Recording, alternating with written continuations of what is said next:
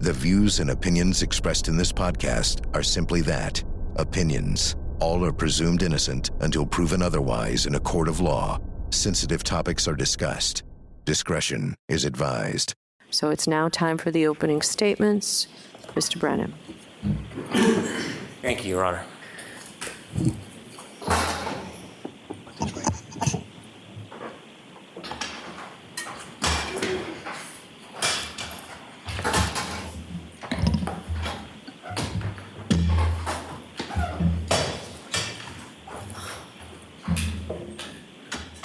At 6:04 a.m. on January 29, 2022, the alarm bell sounded in the Canton Fire Department. Firefighter paramedic Timothy Nuttall knew what that meant. His heart skipped a beat. He raced to his equipment, and he picked up his bag, which was meticulous.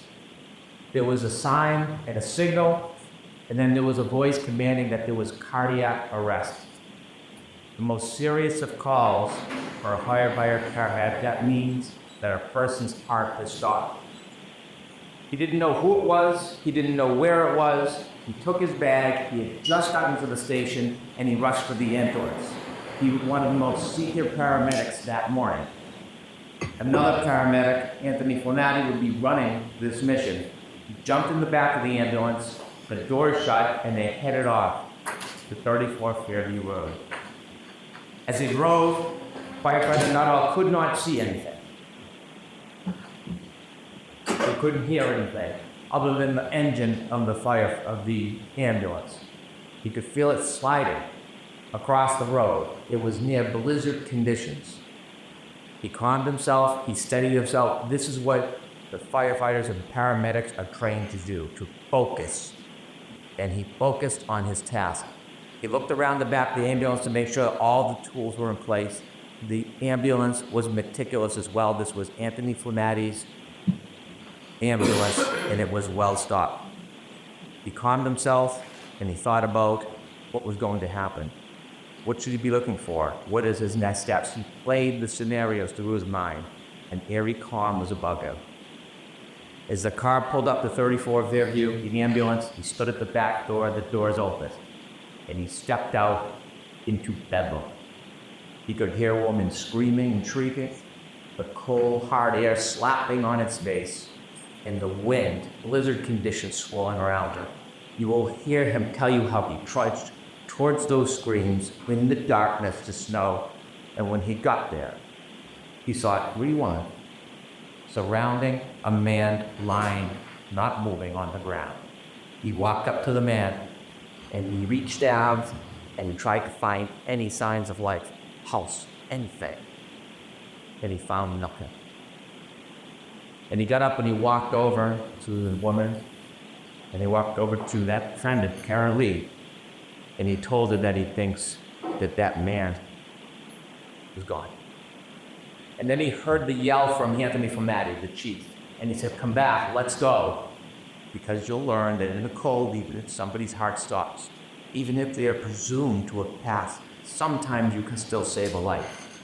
So you'll see on a dash cam video, you'll hear from testimony, he went back to that man who's Don O'Keefe. He went back to him, and that crew, coordinated effort, they did everything they could to save his life.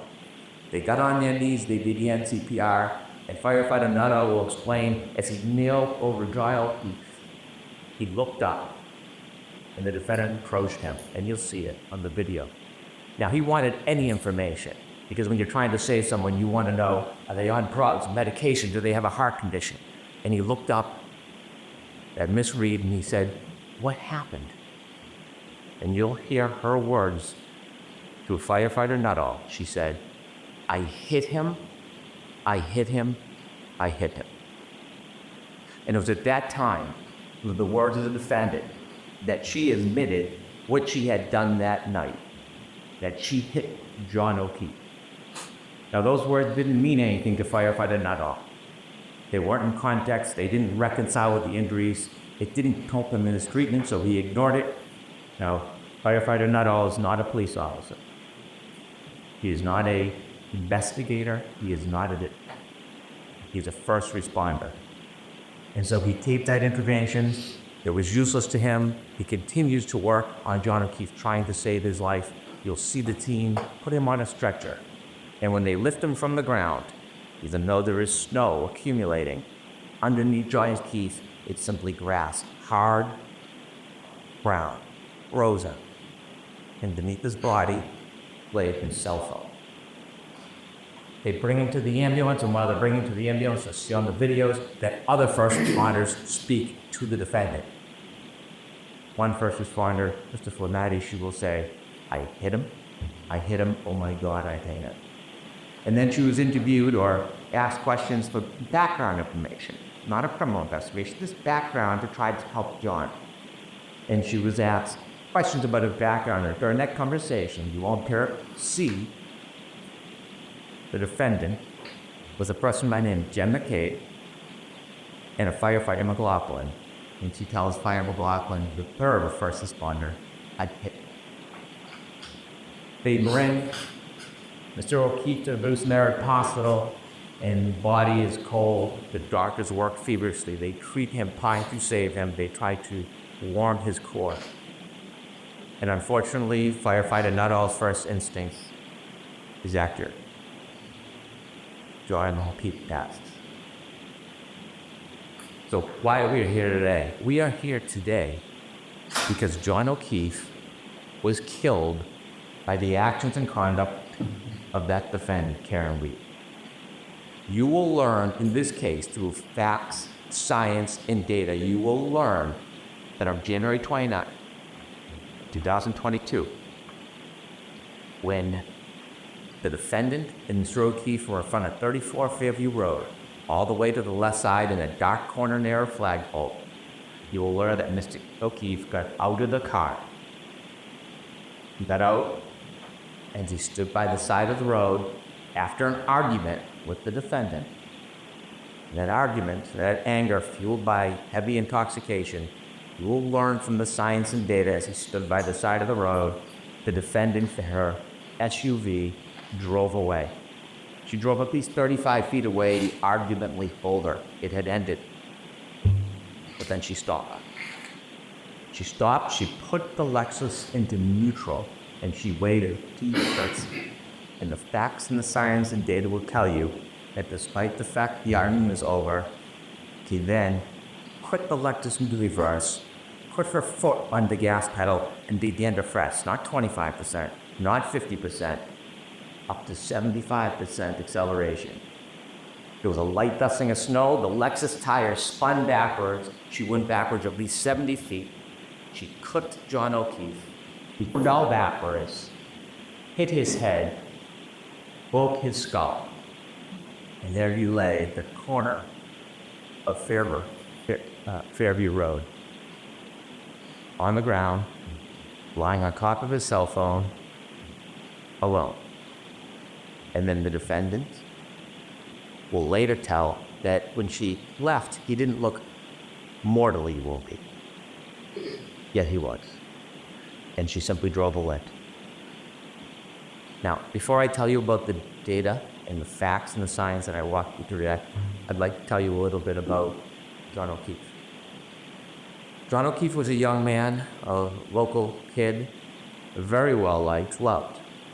John O'Keefe is the son of Peggy O'Keefe, John O'Keefe Sr., and the brother of Paula. Grew up in Camden, worked hard, he became a police officer. But what you're going to learn, the fact that he worked as a Boston police officer was just a fraction of his life. It was a small, really unimportant part, because the biggest part of John O'Keefe is he was a family man. Not in the traditional sense. You see, John O'Keefe never had biological children. John O'Keefe was never married. But John O'Keefe had a sister, and she had 2 children. And when the children were 6 and 3 years old, his sister unfortunately died. And shortly after, his sister's husband died. And John O'Keefe was at home. He didn't sit by. He saw these 2 recently orphaned children, and he stepped in and he said he was going to raise them. So he put aside his career, he put aside his job, and he moved in with the children and raised them like they were his home. They were his passions, loves. He was a new parent, successes, failures like all parents, and he raised the children with the help of people in the community, with the help of his brother, with the help of his family. And they led a good life. Enter Karen Reed. Around COVID, the defendants and Mr. O'Keefe reacquainted, and they started a relationship. And you'll hear that even though the defendant had her own home, she was staying with Mr. O'Keefe a lot, 4, 5, 6 times a week. And to most of the world, it was a pretty good relationship. They spent time together. They did activities with the children together. She helped with providing the children, feeding the children. It was a steady relationship till about the beginning of 2022. And then things began to unravel. There was tension. There was arguments. In fact, just a few days before this incident, you'll hear that Mr. O'Keefe asked her to leave. But she wouldn't.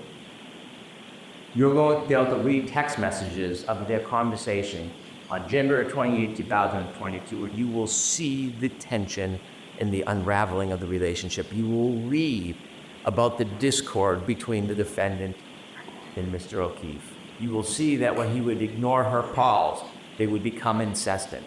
When he would try to push away, she would come closer. You will read those text messages and you will realize that this was the beginning of the end of this relationship. That night, they decided they would go out together. I want to tell you something about data and science before we get to that night. I mentioned that underneath John's body was a cell phone. A cell phone is an amazing piece of technology. It is like a computer. It carries extraordinary data. And when they found your cell phone, the only companion John O'Keefe that night, they studied the cell phone, and there'll be some remarkable data that you will use in this case to find the truth. I want to mention 3 different things you will find in a cell phone that's critical to this case. The first is called location hair. Waze we've all heard of, Google Maps. Well, at some point that night, John put his Waze on, and Waze is like a breadcrumb that will show exactly where the phone goes second by second. It is the strongest, most accurate location data that you can have. And that night, John was using Waze. It also will have healthcare. Healthcare data will show when somebody is moving. Sometimes it's qualified as steps, but it doesn't necessarily mean somebody's moving their arms, walking, turning. It doesn't show what direction or how far, but it shows movement of a person. Okay. And the third thing, remarkably, there'll be an expert in this case and found a data file on the phone, and it tracks the temperature of the cell phone battery. That will be critical to your analysis in this case, the temperature of the cell phone battery. And so with that, I want to take you back to the timeline of that night. After the discord, both the defendant and Mr. O'Keefe decided they would meet at a bar called McCarthy's. Now, McCarthy's is a local bar, a blizzard is pending, and people are getting together in a celebratory mood. They go to McCarthy's, and you'll see a video of McCarthy's, and you will watch both Mr. O'Keefe, friends, and the defendant drinking alcohol. And you will count 8 vodka drinks that the defendant drank.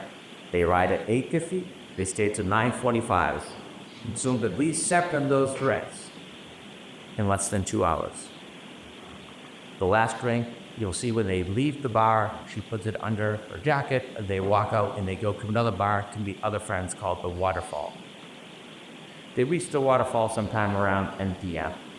And when they go into the Waterfall, you'll see a video. And when I said celebratory mood, you will see a group of friends of John O'Keefe, many who are friends with Karen Blue John, and you'll see them clapping and happy and joyous that they're there. You'll see many hugs between John O'Keefe and his friend and the defendant and many of the people there. And they spend some time together, there's drinking, and they all do a shot. That will be at least the 8th drink within 3 hours, but you assume. You will see from the data not just the cell phone data, but there's some other very important data. And the other piece of data that goes hand in glove with the cell phone is information on the defendant's Lexus vehicle chips. You might have heard of black box in an airplane, or there's some type of event that captures a small amount of time. Well, that was captured in the defendant's Lexus. That black box information with the cell phone data will tell you everything you know in this case. It will bring us step by step with the entire night to the death John O'Keefe. And so they leave the waterfall bar at Caldwell, and you'll see that the ignition goes on to the defendant's Lexus. And both John O'Keefe and the defendant in the car, they decide that they're going to go back to 34 Fairview Road, where we talked about earlier. They're going to go there for a get-together for one of the homeowner's sons who's having a birthday party. And so as they drive back, we'll be able to follow this location data. When they go back to Fairview, they don't know exactly where it is, and they get lost. And so John O'Keefe makes a phone call, has a phone call with one of his friends, Jen McCabe. And during that phone call, which the defendant listens to, because she recounts it, in trying to get directions, Jen McCabe tells John O'Keefe it's near Bella's mom's house. We'll learn by Bella of her mom, or somebody that John had dated before this movie. And so as they make their way through Fairview, you will see there's a road that comes down like a loop, and that beats the Fairview.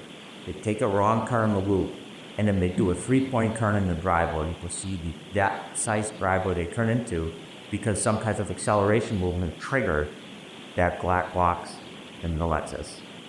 And that's important because that's 7 minutes before the collision. And you'll see from the Waze exactly where the car was. You'll see from the black box the event at the 3-point turn in their driveway, and then a return down to Fairview. But before they get there, at 12:23, a truck is coming the other way. And the witnesses in that truck will say they blinked the lights. One of them saw a man and woman in the car, John and the defendant, and then they followed the Lexus because they were going to the same house. The truck stopped at the driveway, and the Lexus, the defendant's tire, you will hear, as of the Waze, can be counted second to second, never stops. Roll very slowly all the way to the end of the yard in the corner where there's a tree line and flagpole. And they reach that location at 12:34:33. And they're in the car and they stay there. The truck waits, they speak to somebody in the house who comes out. The person goes back in the house and they're there for about 5 minutes. We're now down to 2 minutes before the collision. The truck waits, and now it's just the defendant and John. And while they're waiting outside, 12:27, John gets a text from Jen McCabe, parked behind us in the driveway. 12:29, she texts again, are you coming in? You'll hear that Jen McCabe and others look out the window and see the defendant's Lexus in front of the flagpole at the far end. It's snowy, it's dark, it's windy, they're waiting. You will know that John O'Keefe was in that car, that Lexus, and didn't move because his healthcare data is not moving. It's not moving until 12:31:56. At 12:31:56, he begins to move. He will have 20 seconds before he falls. 20 seconds. He gets out of the car, the Lexus, and in that 20 seconds, you'll hear that user initiated. He looks at the phone, at the text message to Jen McCabe. It is now 12:32:09. He closes the phone the last time. It will be the last time he uses that call.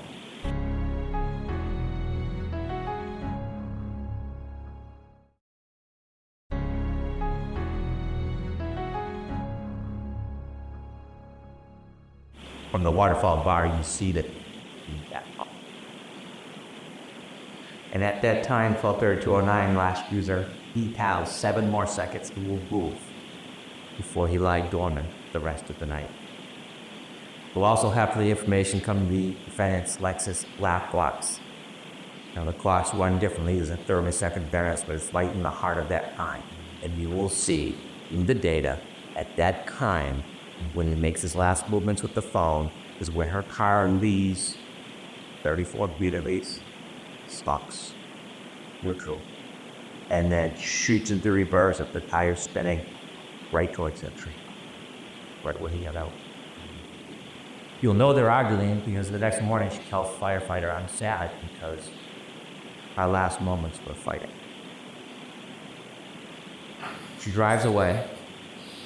And he said he's made later statements that when she left, he didn't look mortally wounded. He lied on the ground on top of his phone, light dusting of snow, the snow now picking up. And he's just there. It's 12:37. Now, when in the car, before he gets to Fairview, the battery temperature of that phone is 77 degrees. 77 degrees in the one car. Now that he's been outside the car for 5 minutes, drops to 72 degrees. She drives to his house. He makes a phone call at 12:33 after she's left there. She calls again at 12:33 and leaves a message. We'll hear it. And you will hear the anger and rage in her voice.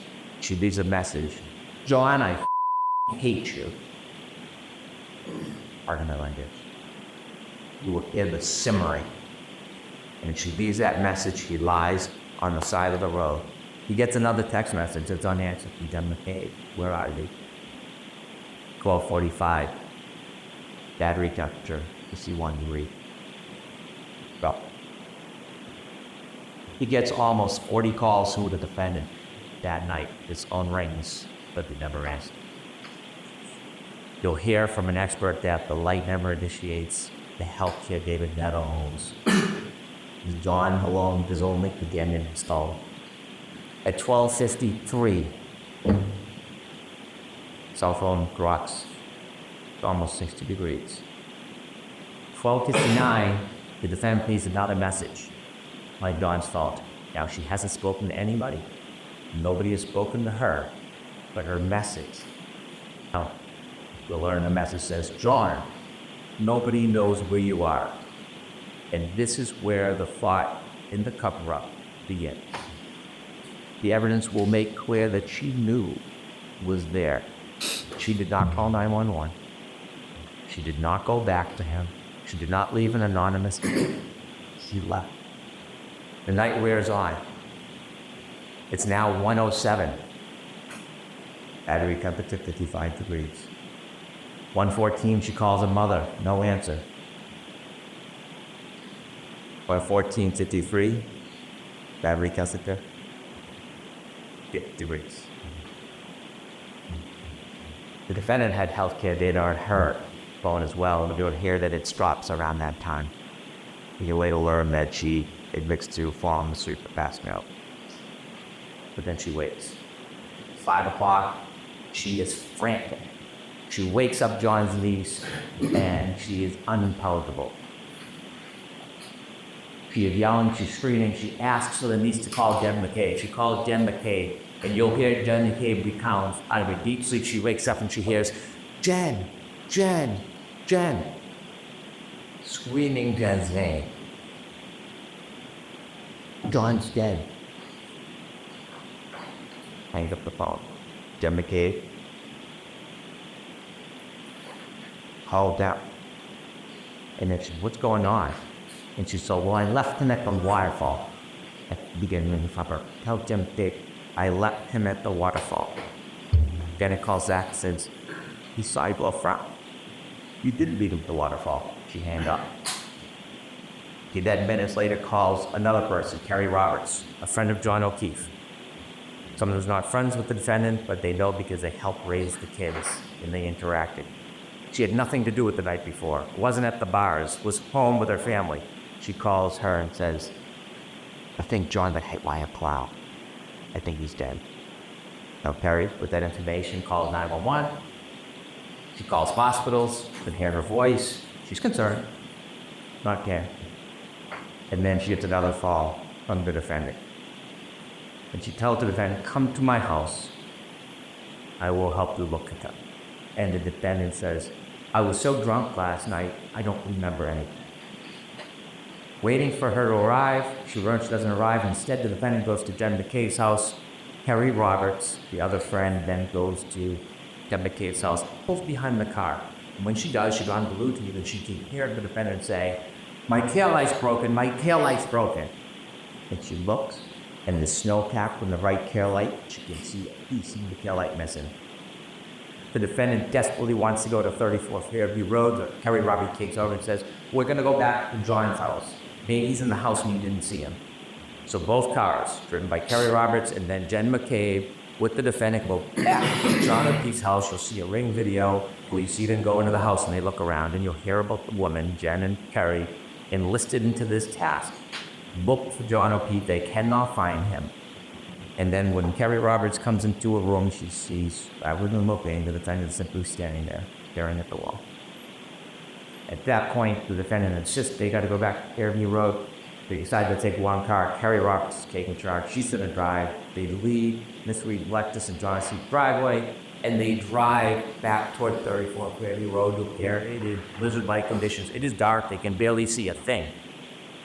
And when they get close to the edge of 34 Fairview, you hear the defendant start to scream, "There he is!" Both women look and they can't see anything. She starts kicking the door. The defendant's kicking the door. "Let me out!" Kerry Roberts stops the car and lets her out, and she sees the defendant run exactly to where John O'Keefe is in the darkness. That's where she left him. Kerry gets out of the car, starts to walk towards where the defendant is, and she sees the defendant lying on a body. She can't tell who it is because the face is still covered with snow. And she comes over and looks, and she wipes off the snow from John O'Keefe's face. She realizes it's one of her best friends in the world, is John O'Keefe. And she starts to try to do first aid. They start to move him, and coincidentally at 6:06 when they start to move him, the cold air hits that cell phone battery. It drops from 50 to 43 degrees. And they cry. Jen McCabe calls 911. And that's when a police officer arrives, firefighter Nuttall and his crew. And when they lift him, that cell phone battery that is shot down to 37 degrees, Kerry Roberts picks it up and puts it in her pocket, and it immediately starts to warm as she moves to help get the data, showing movement starts again. At that point, nobody knows what happened. The Canton Police Department come. You can see the police cars and cruisers. They're not sure, so they look at the area where John's body is to find a glass from the bar near his body. They find blood spots. They cars with the blood spots in plastic containers. They don't know what they're looking for at this point. There's no information. They don't believe or know that there's a crime. They just know that John O'Keefe somehow ended up there with the broken glass and the blood.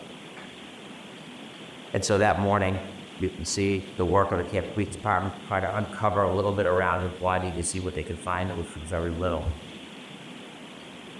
And then, Kerry Robert goes and picks up Egg O'Keefe, tells her the news, and they go to the hospital. They go to the Good Samaritan Hospital, and Kerry Roberts is walking. Egg O'Keefe going to go see her son with her husband. And as she walks down the hall, Karen Reed is also at the hospital. See, there was some reports that maybe she was upset or suicidal, so they sectioned her. They put her in for evaluation to make sure she was safe. And you'll hear Peggy O'Keefe tell as she walked down the hall to go see her son. The defendant was screaming, "Is he dead? Is he dead?" As she walked by Karen Reed, she saw it and she said, "Karen, what?" He looked there at Karen was excitedly yelling, "He's pretty dead." Stops her excitement. Up to stop it. Doesn't say a word. Peggy pays respects to her son, and then she has to go back home because she has to tell the truth. Now, while she's out, the Canton Police Department send an officer to the house to make sure the children are safe because they're alone, it's their home. And when the officer pulls in, he doesn't notice anything, but you'll see in the dash cam video, his dash cam video notices something. That tail light has a big missing piece to it. They can't find the children. Ultimately, Peggy comes home, a friend taking them, and they bring the nephew home, and he is distraught. And then Peggy hears a knock on the door. It is the defendant and her father. They want to come in. They come in, no condolences, and they ask to go upstairs, John's room. Is he consoling her grandson? They go upstairs. They're upstairs for about 15 minutes. They come down. They rude. Now they got there from the defendant's brother, Roe, his wife, and the father to that house. But when they leave, they take two cars. They take Alexis, the broken taillight, with them back to the defendant's father's house. And you will learn that when police start getting some of the information, they learn about the broken taillight, they learn information that she had told people that she had kicked him. They went down to see her, and on their way down, they decided they would get a warrant to take Alexis. When they get down to Dayton, where the car is, you'll hear from Trooper Buchanan. He took a look and see the missing Sheila. They went and spoke briefly to the defendant. They trooped the car, they brought it back to Canton. And so, what to learn from the forensic evidence that will help with the science and data is that not only was a cell phone left behind, but also around that area, broken taillights was littered around John O'Keefe's body. Littered around that area. When they got into the hospital, they noticed there was a shoe missing. As time went by, snow melted, they dug with excavations, they found his shoe on a little berm on the border between the street and the grass. You learn days later, when they did a plant excavation, they found his hat frozen into the ground. Ultimately, though, they would find over the course of 10 days, as the snow melted, almost all every piece of that broken taillight in that area at the sneaker, the glass. Where the defendant left Mr. O'Keefe behind, to put something of Mr. O'Keefe or trace evidence. The learn on the back of her Lexus, around the taillight area, is John's DNA and stuck to the side, grasping one last piece of John O'Keefe's dead. But look. Now, John O'Keefe fell backwards in his head after he was cut by a car. And you're going to hear from a very renowned doctor, a neurosurgeon, who has treated thousands and thousands of head injuries. And the wound on the back of the head, when he fell backwards, from the crack of the skull, it's called a basal fracture, to create an injury called counter-croup. After he was hit by a car and fell backwards and hit his head on that hard rock ground. Remember, there's no snow, it's just a dusting at this point. The back of his brain hits the back of his skull and bounces up. When it bounces up, it leaves marks showing that impact. And this neurosurgeon will tell you, treated thousands of patients, that this injury, a reasonable degree of medical certainty, is counter-croup caused by falling backwards in your head. When the medical examiner, for the sake, looked at it, they generally said blunt force trauma. They had it undetermined. And so we brought it to a renowned neurosurgeon because it got into this. You're also going to hear from an accident reconstruction. His name is John Welcher. Does not work for the state police or local police. He was hired to take a look at this case and the data. They will come in and explain to you exactly what I talked about, how the data from that black box coincides with the cell phone and the movements of the car, the moments before, during, and after the defendant struck Ronald Feet with her car. Now, just a few more things I want to share with you. There are 3 charges against the defendant in this case. The first one, second-degree murder. When most people hear murder, they instantly think shooting somebody, stabbing somebody, with their premeditation. Or I will start doing the logs. I'm not going to trample in that area, but I can tell you clearly, we are not going to try to prove that Karen Reed tried to kill John O'Keefe. We're not going to try to prove to you that she ended or wanted him dead. That's not second-degree murder. What will creep to you is she engaged in an intentional act, driving back at him at that speed in the storm, in the darkness, knowing that he had just gotten out of her Lexus. She intended that act would cause a plain, strong likelihood of death. That's what will prove to you second-degree murder. Also, operating under the influence of alcohol, manslaughter will be that she drove her Lexus recklessly. She hit John O'Keefe, and because she hit him and he fell back, she caused his death. The third charge is the scene act, knowingly causing death. Again, she hit Mr. O'Keefe with a car. She knew he was injured. She left them behind in that. That's the old group. This case will come down to the science and the data. The science and the data that cell phone is the best of historians. It doesn't suffer from intoxication. It doesn't suffer from memory loss. It doesn't suffer from emotion, prior or present. It is facts. It is data. And that facts and data will lead you to the truth in this case. But after Miss Reed was charged, she began what you'll learn as a campaign. A campaign to make public statements. 2020, Nightline, Fox 25, a documentary. And we had an opportunity to get many of those statements in the footage, and we're going to show much of you. And her statements to you will confirm what you already know from science and the data, what you will already conclude from the facts independent about what she did that night. Her word simply firm at their judgment and sound. And you're going to hear from her own lips of many of her statements, her admissions to extraordinary intoxications, her admissions to driving the LS, her admissions of being angry at dawn that night. And as I say, her admission that she told Sid, like the slate you clip one, they're going to hear the person in the statements that she made after she was charged.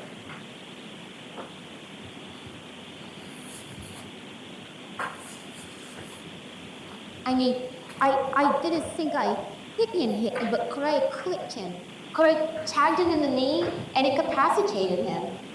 He didn't look mortally wounded as far as I could see, but could I have done something that knocked him out and in drunkenness and in the cold didn't come to again? And this would have been the moment you dropped him off at the party.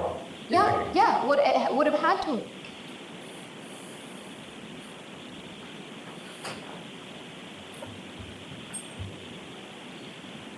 Ladies and gentlemen, I simply ask you to follow the evidence, follow the science, follow the data. Ignore speculation, surmise, conjecture. Stay true to the evidence. It will lead you to the truth. That on January 29, 2022, a very intoxicated defendant was angry and arguing about the relationship with John O'Keefe. And after the fight was over, she left, but she brought the fight back to him in the form of her SUV. She clipped him, he fell backwards, he broke his head, and then this man who helped, a lifetime of help, was left at the corner of that yard, left to die with no help. The facts, the data, and the evidence will bring you to the truth, and the defendant's own words will confirm everything the value put.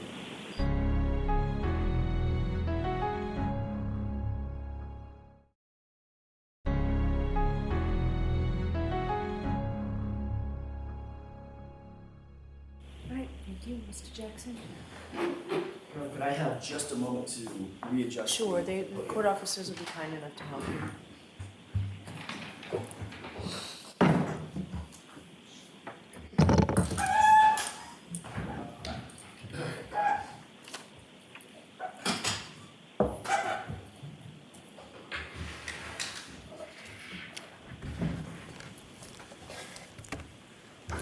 May I, Your Honor? The evidence in this case will establish above everything else 3 points. There was no collision with John O'Keefe. There was no collision. There was no collision. John O'Keefe did not die from being hit by a vehicle. Period. The facts will show that. The evidence will show that. The data will show that. The science will show that. And the experts will tell you that. You'll learn that the Commonwealth has pinned its entire case on a brazen and a flawed assertion that is untethered, unconnected to the facts and to the evidence. And their assertion is contrary to science. Because at the end of the day, folks, there was no collision with John O'Keefe. So how did we end up here? How does Karen Reed end up sitting in that chair on trial for an event that literally never happened? Well, the evidence is going to explain it. And it can be summed up in the following text message at the very beginning of this investigation. A text message of a now fired Massachusetts State Police officer named Michael Proctor. He was the lead investigator on this case, and he was talking about a fellow officer, a fellow cop, who owned the property where John O'Keefe's body was found. Text message with a buddy. Question, is the homeowner going to catch any? Answer, nope. He's a Boston cop too. That quote defines the lack of integrity of the Commonwealth's entire case, its entire investigation, and this prosecution. During the course of this trial, you'll learn much more about Mr. Proctor, why he said that, and what it really means. What you'll see and hear in this courtroom in the coming weeks is not just a story of a tragic loss. And make no mistake, John O'Keefe's death is and was a tragic loss. But the story you'll hear is about an investigation that was riddled with errors from the beginning, a rush to judgment, conflicted and corrupted from the start. Corrupted by bias, corrupted by incompetence, and corrupted by deceit. Finally, it was corrupted by a deliberate effort to avoid and to cover up the very truth that you are seeking. You'll find when you hear the evidence that the Commonwealth's case is the literal definition of reasonable doubt. They won't be able to talk their way out of it. They won't be able to explain their way out of it. They won't be able to excuse their way out of it. And they can't meet their extreme burden of proof, which the court will tell you is beyond any and all reasonable doubt and to a moral certainty. Members of the jury, Karen Reed found John O'Keefe dead on the front lawn of a Boston police officer, Brian Albert, at 6 a.m. on January 29th, 2022. Picture the scene. Blood-curdling screams, ambulances, emergency lights on, fire engines, ladder trucks, paramedics, patrol vehicles, patrol cruisers, police officers, first responders, firefighters, all swarming all over Brian Albert's lawn, literally feet under his bedroom window. Yet Brian Albert, a sworn peace officer, a first responder himself, never came outside. Never went outside to see what the chaos was about, never went outside to see if he could assist a man in need, never walked outside his house to see if he could help a fallen fellow officer on his own front lawn. More shockingly, you'll learn that lead investigator for the Massachusetts Police, Michael Proctor, never set foot inside Brian Albert's house that day. Never engaged in any investigation inside that house that day, even though a party with much alcohol had just occurred in that house, and even though a Boston police officer was found dead or dying just mere feet from the front door on that lawn. He never secured the crime scene, never separated and secured witnesses. He never properly collected evidence. He never secured the evidence. He never searched for signs of a struggle inside or outside the home. He never properly canvassed the neighborhood. Michael Proctor never did any of these things, even though fellow officers of Michael Proctor's actually mentioned, in their words, not mine, that it looked like John O'Keefe may have been, quote, in a fight.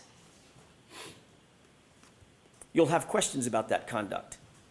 During the course of this trial, you'll find that the Commonwealth will not have answers. You'll see from the evidence in this case that this case carries a malignancy, one that is spread through the investigation, it's spread through the prosecution from the very start, from the jump. A cancer that cannot be cut out, a cancer that cannot be cured. And that cancer has a name. And his name is Michael Proctor. Now, you didn't hear his name in the prosecution's opening statement. Not once. And I suspect that was probably by design. But make no mistake about it.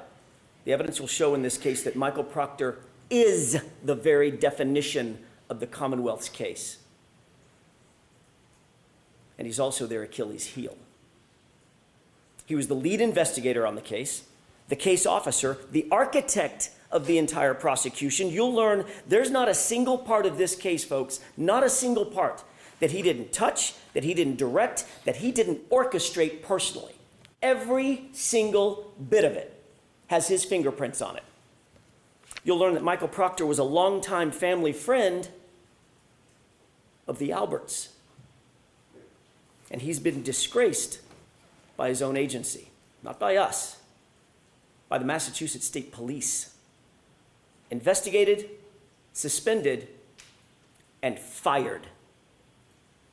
The evidence will show that Massachusetts State Police found him guilty, found Michael Proctor guilty of bringing dishonor to the department for his conduct, not in some other case, not in some tangential case, in this case. The investigation of Karen Reed. Conduct that included bias in favor of his friends, the all-powerful Albert family, and bias against my client, Miss Reed, the outsider. Do you have any idea how hard it is for a state trooper to get fired? Well, the evidence is going to show that Michael Proctor earned it. Every bit of it. You'll hear that within hours of a Boston police officer being found dead on Brian Albert's lawn, Michael Proctor, the lead investigator, who had investigated exactly nothing up to this point, right at the beginning, made an early pronouncement that Brian Albert himself was not going to, quote, catch any shit, end quote. And that was for one reason and one reason only. He's a Boston cop. The evidence will show that Michael Proctor made this statement in a text conversation with his high school buddies. A text he never thought would see the light of day, certainly never thought we would get a hold of. And when he thought no one was looking, he actually said the quiet part out loud. He's a cop too. We'll give him a pass. You'll learn that in Michael Proctor's world, rank has its privileges. And the evidence will show that's privileges that you don't get and I don't get. But apparently a Boston police officer, Brian Albert, and his friends, they do get. You'll learn that in Michael Proctor's world, he didn't care about finding the truth. In his world, his priority was to protect the brotherhood, to protect that blue wall, to protect his friends who were at the Alberts' house that night. I want to take a step back, if I could, and spend the next few minutes talking a little bit more detail about what the actual facts in this case will show, not based on speculation, not based on surmise, not based on guesswork or conjecture, but the actual true facts that you will learn through the course of this trial. On January 28th, 2022, it was a Friday night. John and Karen had made plans to meet up with friends for drinks. It was a happy and normal night for them. They were affectionate, they were loving, they were in good spirits, nothing out of the ordinary. They started at a local watering hole called C.F. McCarthy's. You've heard that name before and you'll hear it again. And eventually they made their way over to the Waterfall Bar and Grill, another bar where they ended up. When they got to the Waterfall Bar and Grill, the Albert family was already there, already heavily drinking. You'll learn that this was no ordinary family, the Alberts. The Albert family was a well-known Canton family. Some might even describe them as a very powerful Canton family. Brian Albert was there at the waterfall. You'll hear that he's a longtime Boston police officer. His wife, Nicole Albert, was there with him. His brother, Chris Albert, a powerful Canton politician. He sits on the select board. The select board actually governs the police department, the Canton PD. He was there. His wife, Julie Albert, was there. Their daughter, Caitlin Albert, was there. His sister-in-law, Jennifer McCabe, was there. Her husband, Matt McCabe, was also there. They were all there drinking before John and before Karen ever arrived. You'll learn that a man by the name of Brian Higgins, also a law enforcement officer and longtime friend, longtime pal of Brian Albert, he was also there. And the two of them, the two Bryans, had been drinking most of the night together. You'll see video footage from the waterfall, which will show you that Karen and John were happy. They were affectionate. They were caring. They were loving. Just business as usual, out on a date on a Friday night. But that exact same video footage which lead investigator Michael Proctor plainly chose to ignore that video footage. It paints a very different picture of Brian Higgins. You'll learn that Higgins had romantic designs for Karen.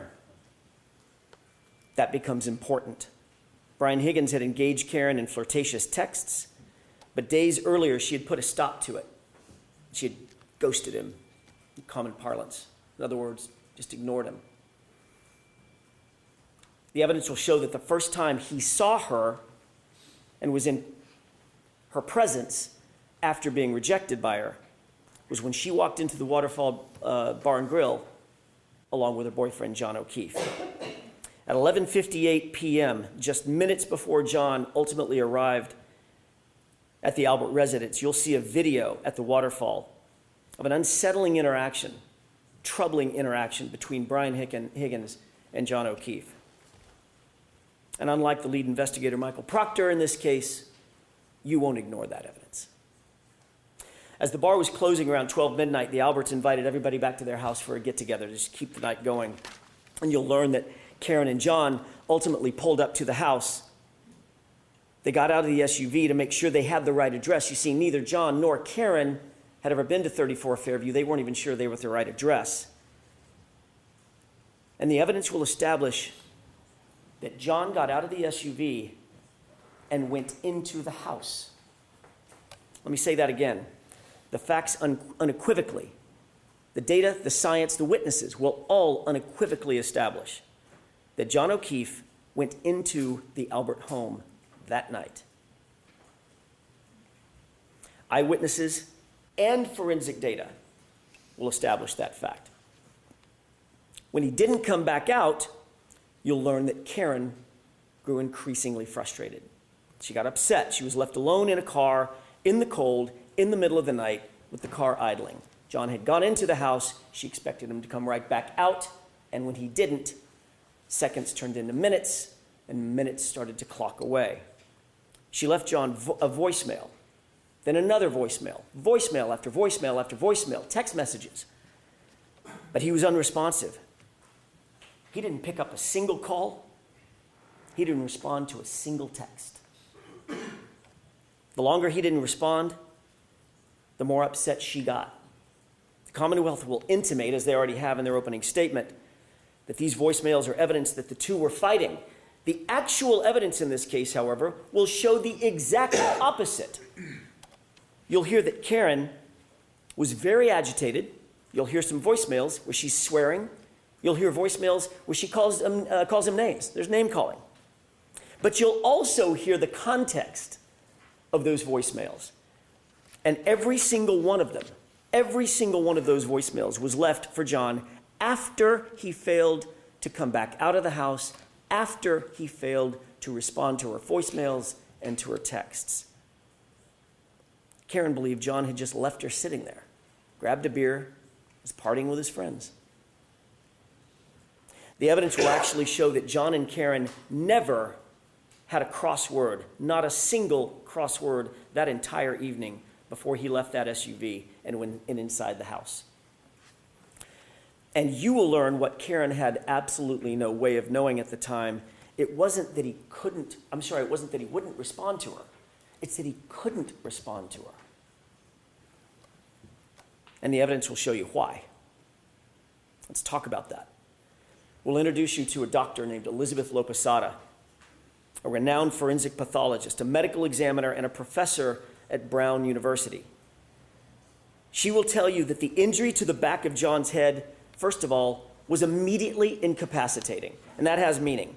At the moment he suffered that fatal head injury, he couldn't walk, talk, grab his phone, cry for help, nothing. He was completely incapacitated, completely unconscious from the moment he suffered that injury. He was completely still and incapable of interacting with anyone or anything. But the doctor will tell you something more, and just as important. She'll tell you that John O'Keefe did not suffer from hypothermia, as the Commonwealth will undoubtedly allege. His body showed no signs of it. No frostbite, no cold-induced injuries to his organs, no damage based on cold or frost. Ladies and gentlemen, the scientific evidence and the medical evidence will establish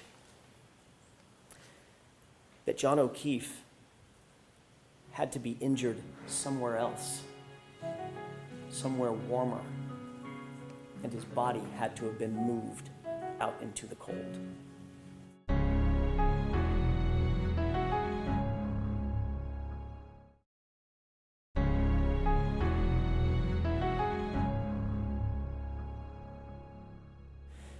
And that's where, ultimately at 6 a.m., Karen found him the next morning.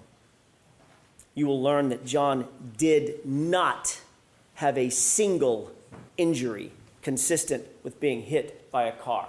Let me say that again.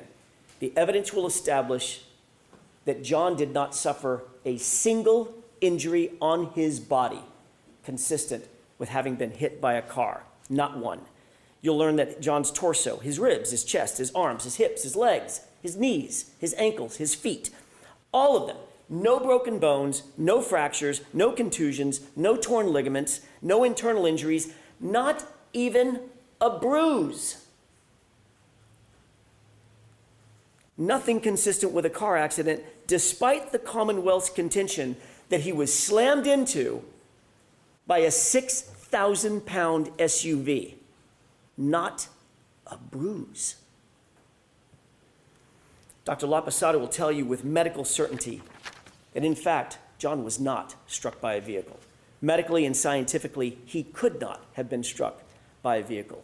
Therefore, as I said, there was no collision. She will tell you that the patterned abrasions on John's right arm, the patterned abrasions you see over my left shoulder, they're not the result of being struck by a car or a taillight. You'll take one look at these injuries and you'll agree with Dr. Lopesada. The evidence will show that these injuries are from an animal, like a large dog, like the large dog that was inside the Albert house that night. You'll learn that Brian Albert has actually admitted that his large dog, the family dog, is, quote, not good with strangers. And of course, John, never having been to the house before, was a stranger that night. You'll also learn that oddly, very oddly, after having their family pet for 7 years, a short time after this incident, the Alberts got rid of that dog. They called it rehoming her. But she was gone. Dr. Lopesada will also tell you that the injury to John's head was not the result of falling backward onto a flat lawn, cold or otherwise. Rather, Dr. Lopesada will tell you with medical certainty that the injury pattern to his scalp was produced by an impact from a raised or ledged surface, a surface that does not exist on Brian Albert's front lawn where John was found. The medical evidence will establish no hypothermia, no injuries from a car strike, no collision with a motor vehicle. And forensic analysis of John's cell phone, Mr. Brennan mentioned that in his opening statement. The Commonwealth's own expert will ultimately support the exact facts that I just told you, including the temperature data. John O'Keefe was injured someplace warmer, and he was moved. That alone is reasonable doubt, but there's much more. You'll also learn that there were many people at that after-hours gathering at Brian Albert's house who would have left by the front door just feet from where John O'Keefe's body would have ultimately been, had he actually been there, right after 12:30 a.m., which is what the Commonwealth's claim is. There were nearly a dozen people who walked out that front door directly adjacent to the precise spot where John O'Keefe would have been lying. Not a single person, not one, not a single person, saw a 6'2", 216-pound man laying sprawled in the front lawn in dark clothing on a light white dusting of snow. Not one. Then the evidence will also show that every one of those same people drove by that same spot, not walked by it, drove by it to leave the house, and still not one of them saw John laying in the yard when they left between 1 a.m. and 2 a.m. in the morning. But you know who else you'll find never saw a body on that lawn? The snowplow driver, a completely independent witness charged with plowing the streets in Canton that night. You'll hear that Michael Proctor, oh, he's not done yet, Mr. Proctor. You'll hear that Michael Proctor wrote a report where he claimed that Fairview had not been plowed that night. You'll learn that that was completely false. That was a lie. Michael Proctor did not want any more witnesses. He didn't want the truth, and he falsely claimed that the road was never plowed. You'll learn that he wouldn't look for the plow driver, but we did, and we found, and we'll introduce you to, Brian Loughran. He plowed Fairview that night, and what he's going to tell you is that there was no body on that lawn at 2:30 in the morning. You'll learn that Brian Loughran passed by 34 Fairview, traveling right next to Brian Albert's front yard, and at 2:30 a.m., John O'Keefe was not there. But you'll see that the plow driver also provides some other troubling information, troubling testimony for the Commonwealth. You'll learn that after making that pass at 2:30 a.m., he showed up with his plow an hour later. He stopped at the entrance of Fairview. He was looking up Fairview to decide whether or not to plow it, but he saw an obstruction. At 3:30 a.m., he looked down the street, and in the very spot precisely where Karen would later find John's body laying at 6 a.m., there was a car parked in front of it, a Ford Edge. You're going to ask yourself, who's moving a car at 3:30 in the morning into a blizzard on the side of the road? You'll learn that Michael Proctor, the lead investigator, intentionally ignored this fact as well. He did no investigation to find out who owned a Ford Edge, but again, we did. And the evidence will establish that Ford Edge happens to be a favorite model of the Albert family. More than one Albert owned a Ford Edge at the time. You'll learn that those facts will add to the mounting and the overwhelming evidence that there was no collision and John O'Keefe's body was moved onto that lawn. You'll find that this is yet additional reasonable doubt in the case.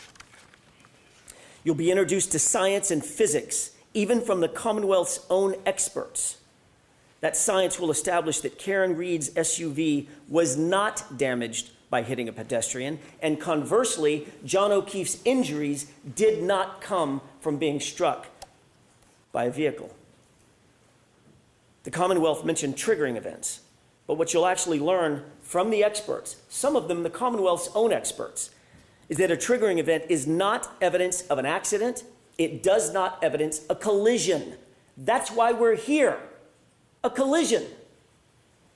And there's no evidence of one. Zero. You'll also find that those exact sort of triggering events that the Commonwealth will rely on are relatively commonplace on Karen's SUV, and none of them are associated with a claim of a collision. Folks, the science will not lie, and the physics cannot lie. And that science will tell you with certainty there was no collision with John O'Keefe. You'll add that to that rising mountain of reasonable doubt. I want to take you back to the night in question, January 29th, for just a few minutes. Remember, Karen had gone home after dropping off John and John walking to the house. While Karen was asleep at home with John's 13-year-old niece, what were the people who had been at Brian Albert's house that night? What were they doing? While she slept, what you'll find and what the evidence will show is that they were extremely busy. You'll learn that after a long night of heavy drinking, Brian Higgins left the Albert residence, but he didn't drive home. Rather, he drove over to the Canton Police Department, where he kept an office at about 1:25 a.m. Not a Canton police officer, but he kept an office there. Why go back to his office at 1:25 a.m.? Why go back to the Canton Police Department at 1:25 in the morning on the night of a blizzard? You'll learn that while there, Higgins made a call at 1:30 a.m. Higgins will later deny that he made that call.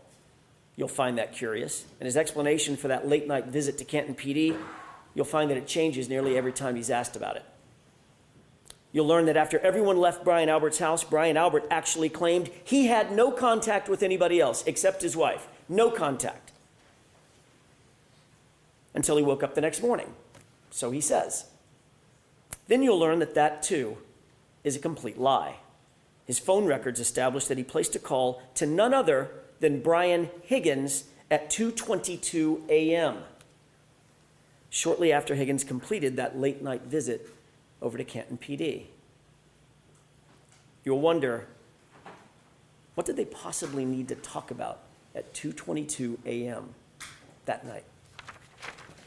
The evidence will establish that Brian Albert called Brian Higgins first. Brian Albert then disconnected that call when Higgins didn't answer it. Seconds later, Brian Higgins returned the call. Brian Albert then did answer that call. They spoke for 22 full seconds, had a conversation, then they both hung up their respective phones. You'll learn that when they were asked about these calls and conversations, both Brian Albert and Brian Higgins lied about it. Both of them. They said they never had a call with each other. But then ultimately, when they were confronted with their own cell phone records and they could no longer deny the calls, they were asked independently, explain yourself. And they both came up with the exact same explanation. A butt dial.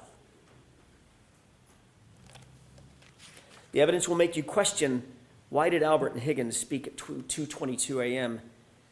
And why did they both try to cover up that phone call? You'll also learn after this incident and within days of one another, both Brian Higgins and Brian Albert, both police officers, both trained investigators,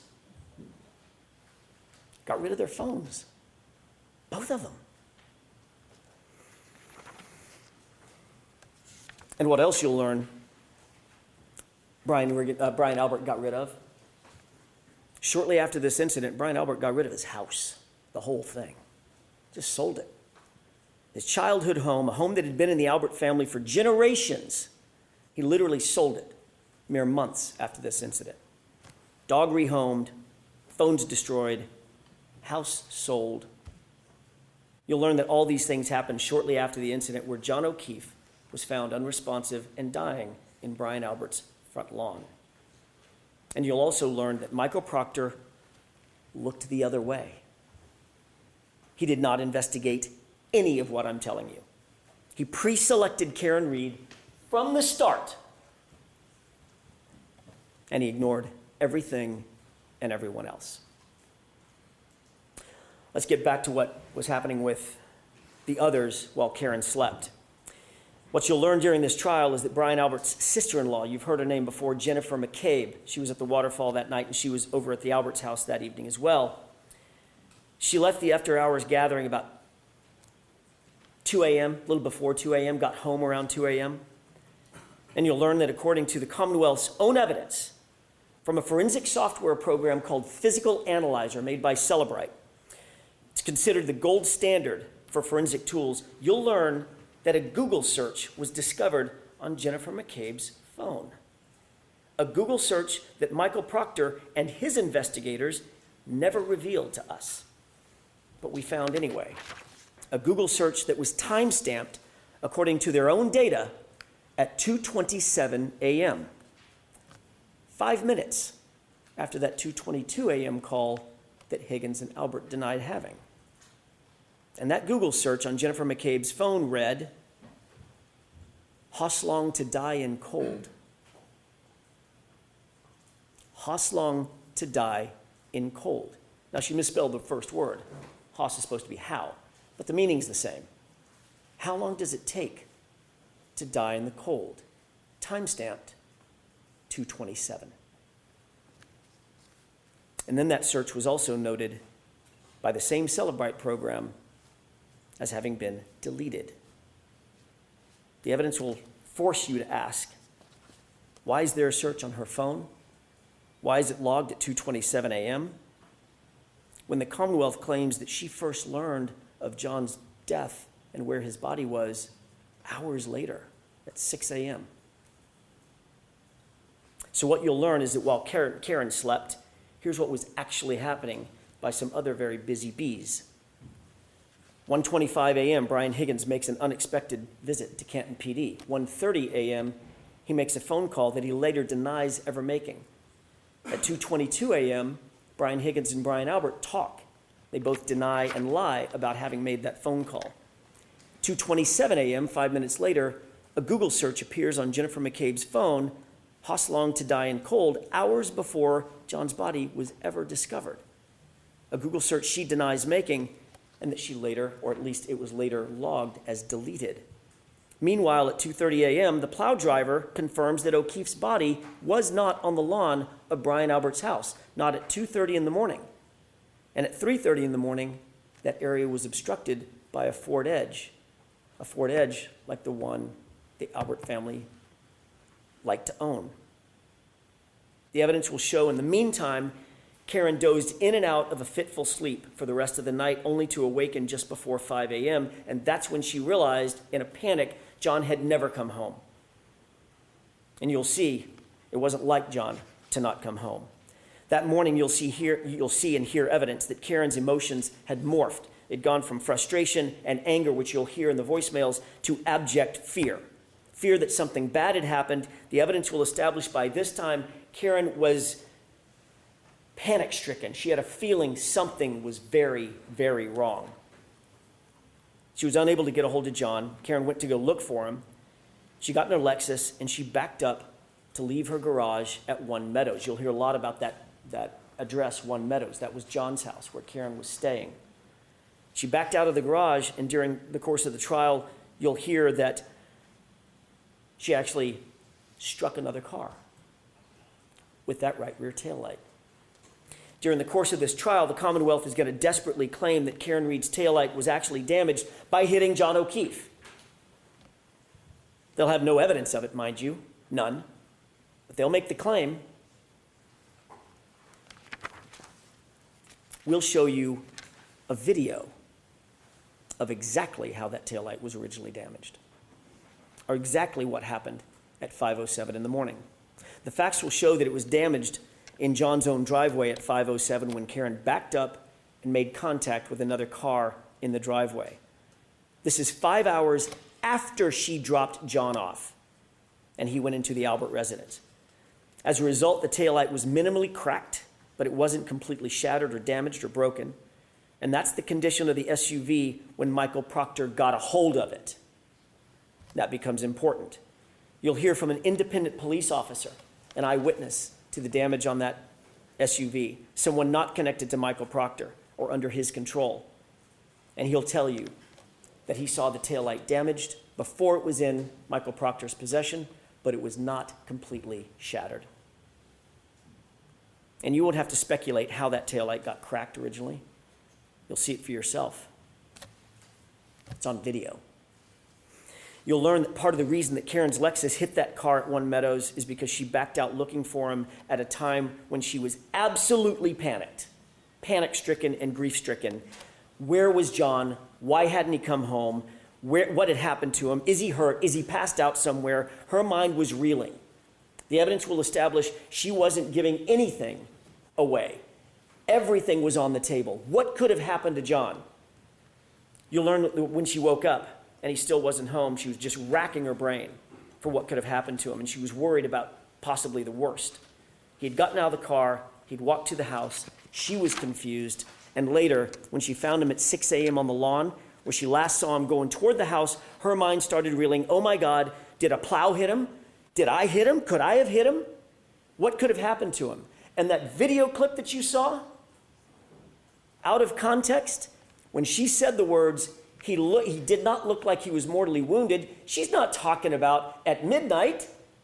She's talking about at 6 a.m. when she found him. That's what she was talking about. Your job will be to make sure that the evidence isn't presented to you too cute by half. She was saying all those things. Did a plow hit him? Could I have hit him? Did I hit him?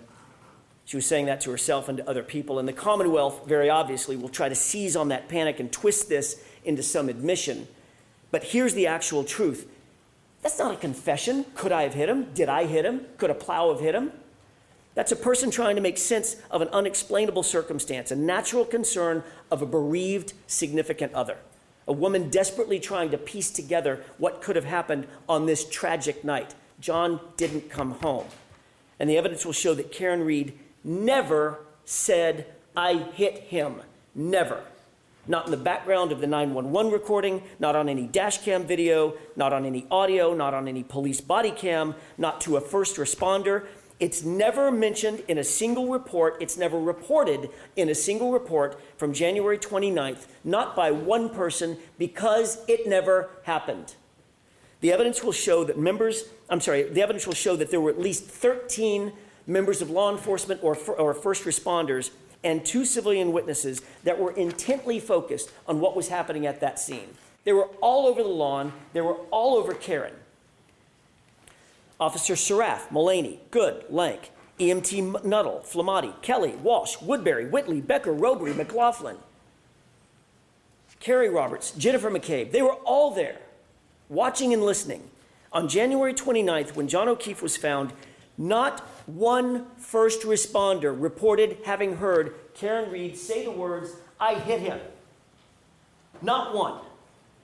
Not one civilian reported having heard Karen Reed say, I hit him. The facts will show that the first time this improved statement was ever claimed to have been made was some 24 hours later by a single EMT in an interview. Now listen to this. In an interview coordinated by a Canton police detective named Kevin Albert. Brian Albert's brother. And remember, Chris Albert, the other brother, is a board selectman to whom the Canton Police Department reports. And what's more, you'll learn that Katie McLaughlin, that's the EMT, that's the single EMT, the first person to have claimed to have heard this unrecorded and unreported statement, is years-long, close personal friends with a young woman named Caitlin Albert. You heard that right. It's Brian Albert's daughter. During the course of this trial, you'll become familiar with and you'll realize that the Alberts are indeed a powerful and indeed an influential family. And that will mean something. You'll learn that there are other major problems with the prosecution's case. The evidence will establish that Michael Proctor himself, the lead investigator and architect of this entire case, has a long-standing and personal relationship with the Albert family. Yes, that same Albert family. His sister was close friends with Julie Albert. He personally sat at head tables at weddings, or at a head table at weddings with the Albert family. He entrusted the Alberts with babysitting his own children. You heard that correctly. And yet he was the lead detective assigned to investigate the circumstances of a Boston police officer laying dead on the Alberts' front lawn. That's not just bias, you'll learn. That's not just coincidence. That, folks, is corruption. And you'll see how far it went. Michael Proctor was alone with all the critical evidence in this case, alone with Karen Reed's phone, alone with John's phone, alone with video footage, alone with the taillight material, alone when he claimed to recover evidence from 34 Fairview. He wrote the search warrants, he transported the evidence, he secured it, he submitted it, he did it all. That's Michael Proctor. And he did it without any reasonable oversight. You'll see during the trial that he intentionally lied and fabricated evidence during the course of this investigation. He lied in reports, warrants, he lied under oath. He lied about the time that he actually secured Karen Reed's vehicle. Why? Why would he lie about that? The evidence will give you the answer. He lied because he did not want it revealed that he had access to that vehicle and he had access to that taillight before any taillight fragments were found at 34 Fairview. Appreciate that. He had access to the vehicle before a single piece of taillight material was ever found at the scene. You'll find that there were 2 searches. The first and second search found 0. Nothing. Nothing around John's body. Nothing in the street. Not one piece of taillight fragment. But once Michael Proctor had that SUV and had the taillight in his custody and control, suddenly items started magically showing up. And not just a few items. 46 pieces of bright red taillight laying in the snow, supposedly found in the exact same spot that was searched not once, but twice by independent officers. It came up with 0. To be clear, you'll learn that before Michael Proctor had access to that taillight, not a single piece was ever recovered at 34 Fairview. That will become vitally, vitally important.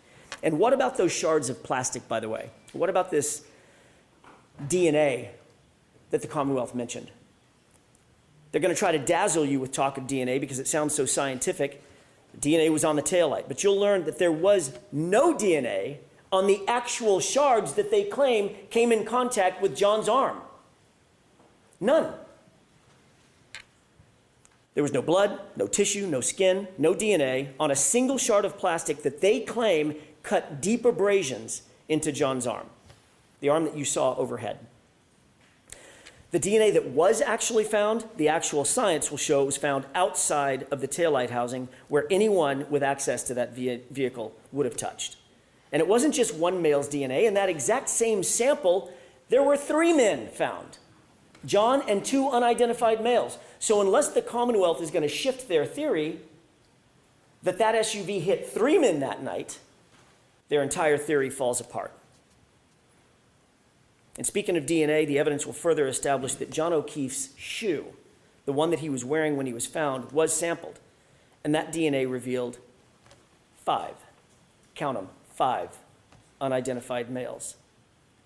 Recall that the evidence will establish independently that John was injured someplace warmer and had to be moved onto that lawn.